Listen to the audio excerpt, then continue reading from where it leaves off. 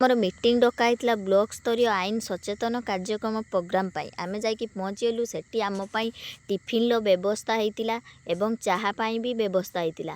ଆମେ ଖାଇସାରିଲା ପରେ ଭିତରକୁ ଗଲୁ। ଭିତରେ ଦେଖିଲୁ ସବୁ ଦିଦିମାନେ ବସି ସାରିଲେଣି। ଆମେ ବି ଯାଇକି ବସି ପଡ଼ିଲୁ। ସବୁ ସାର୍ମାନେ, ଆମ DSW madam, CDPO, supervisor madam ସମସ୍ତେ ଆସିଥିଲେ ସେଠିକି। କାରଣ ଆଇନ ସ୍ତରୀୟ ଆଇନ ସଚେତନ କାର୍ଯ୍ୟକ୍ରମ ବିଷୟରେ ଆମକୁ ଉପଦେଶ ଆଉ ଟ୍ରେନିଂ ଦେବା ପାଇଁ।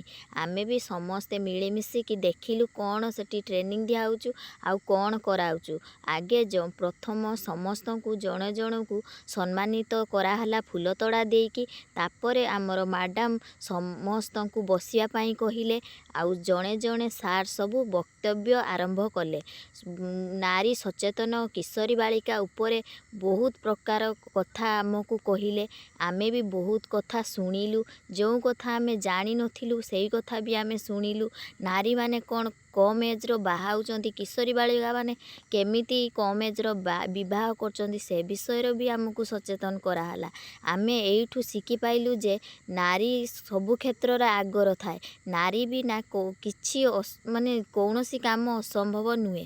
ସବୁ ସାର୍ ମ୍ୟାଡ଼ାମ୍ ମାନେ ଆମକୁ ବହୁତ ପ୍ରକାର ଭଲ ଭଲ କଥା କହିଲେ। ଆମେ ବି ବହୁତ ପ୍ରକାର କଥା ବୁଝିଲୁ ଏଣ୍ଡ ଶିଖିଲୁ ବି ସବୁ କଥା କେମିତି କେରକ ହୁଏ। ଆମର ଟାଇମ୍ ହେଇଗଲା ଖାଇବା ଟାଇମ୍।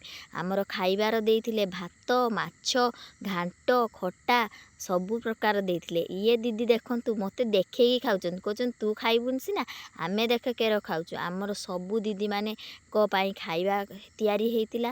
ଆମେ ତାପରେ ଫଟୋ ଉଠେଇ ସାରିକି ଆସିଲୁ। ଆମ ବ୍ଲକରେ ତ ଆଇନ ସ୍ତରୀୟ ସବୁ କିଶୋରୀ ବାଳିକା ବିଷୟରେ ବୁଝା ହେଲା। ଆପଣଙ୍କ ବ୍ଲକରେ ହେଲାଣି କି କହିବେ ତି। ଜୟ ଜଗନ୍ନାଥ।